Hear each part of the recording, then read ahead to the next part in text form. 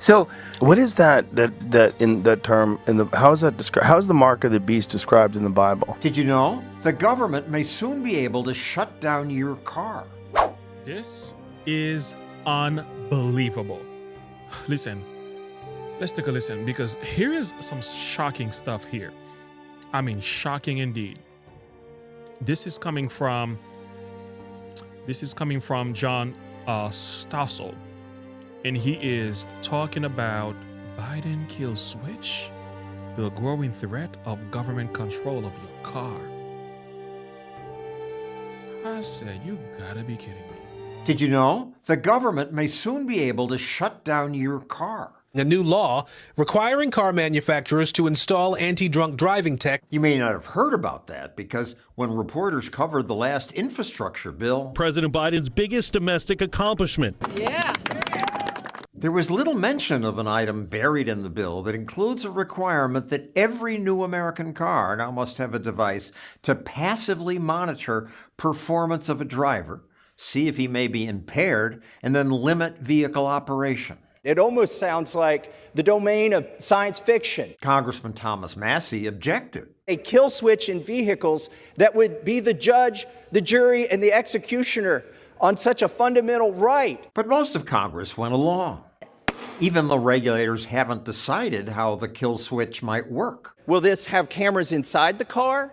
Will it monitor your eyes? Relax, says USA Today. There's no kill switch in Biden's bill. They didn't read it because it's there. Automotive engineer and former vintage race car driver Lauren Fix points out the problem with USA Today's so-called fact check. The newspaper admits the law requires new cars to have technology that identifies if a driver is impaired and prevents vehicle operation. Apparently, USA Today just didn't like the term kill switch.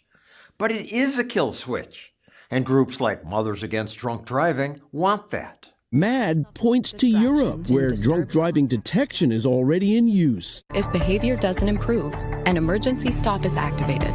How many lives are going to have to be lost before we can say, all right, let's put this technology in? It would save lives. It's about control, let's be honest. Because once you give that up, you have no more freedom. How do you appeal your conviction when you're sitting at the side of the road with a car that won't run, who knows where, stranded? This computer decides you can't drive your vehicle. That's great, unless someone's having a heart attack, you're trying to get to the hospital, your mother needs your help. The kill switch is just one of several government plans to control how we drive. Some California lawmakers want every new car to have a speed governor. Physically prevents it from going over 10 miles an hour over that speed limit. Good idea, said federal regulators. Let's take it nationwide. But not being able to speed up can be dangerous too. You have to avoid an accident. There's something coming at you. You have to make an adjustment. You can adjust, says the CNN report. If you press this button, you can accelerate beyond the speed limit for 15 seconds. You can press this button, it'll let you go faster. For 15 seconds? But what if you're trying to... you find the button? Yeah, right, while you're under stress for whatever situation. Also, the new safety device will require our cars to spy on us. I didn't realize that our cars already do. Nissan, for example, says they can collect information about your sexual activity. Some cars now aim video cameras at passengers. Some listen to passengers. Some intercept your text messages. What do they do with that data? 76%. Oh my Lord, where are we headed with this? This is wild, man.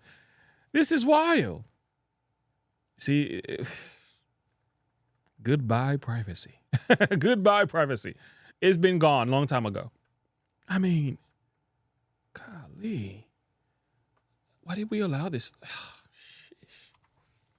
Intercept your text messages. What do they do with that data? 76% sell it, and 56% say they will share your personal information without a court order. I just bought a new car. Nobody told me that this thing was in there. Oh, it's there. Because when you go to buy a new car, you get that really long document that's all digital. Who reads that? The small print says, we're collecting your data.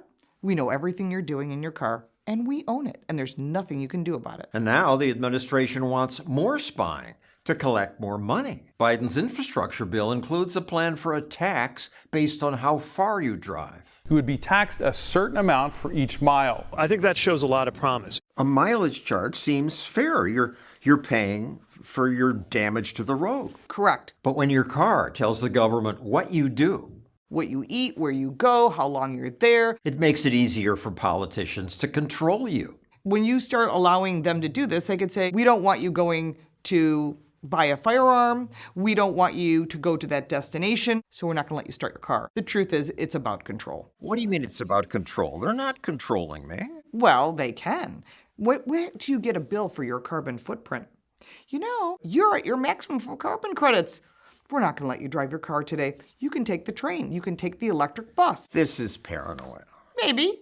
But so far, everything that I've said about these things, each step keeps coming through.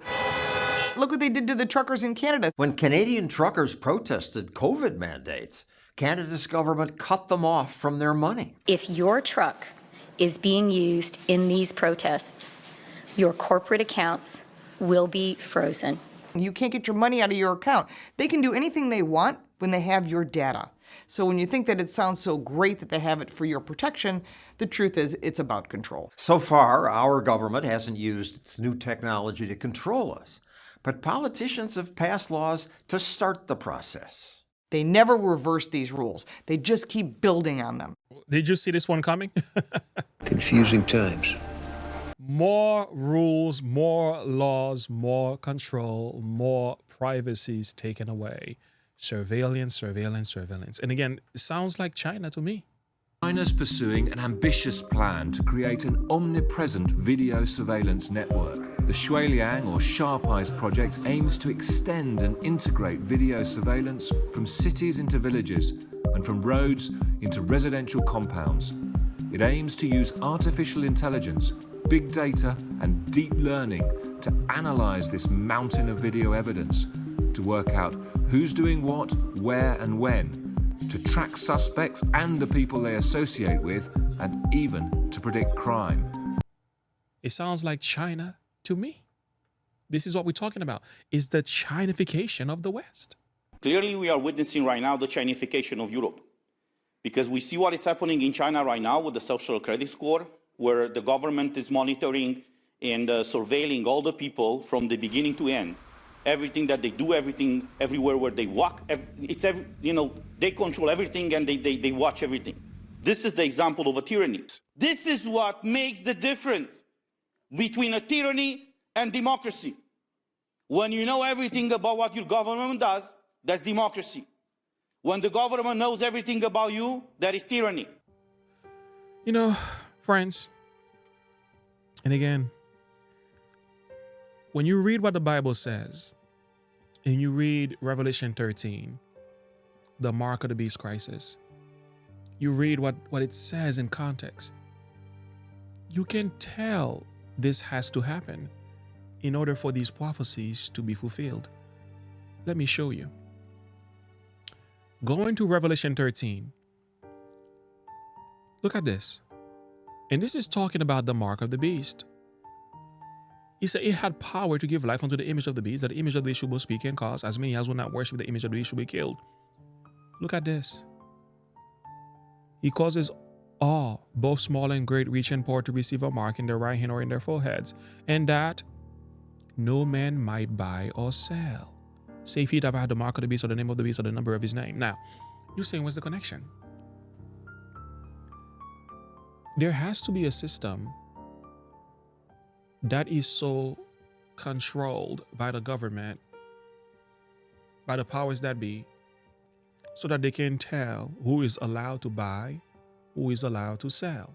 If you can also control buying and selling, you can also control who's driving here and who's driving there.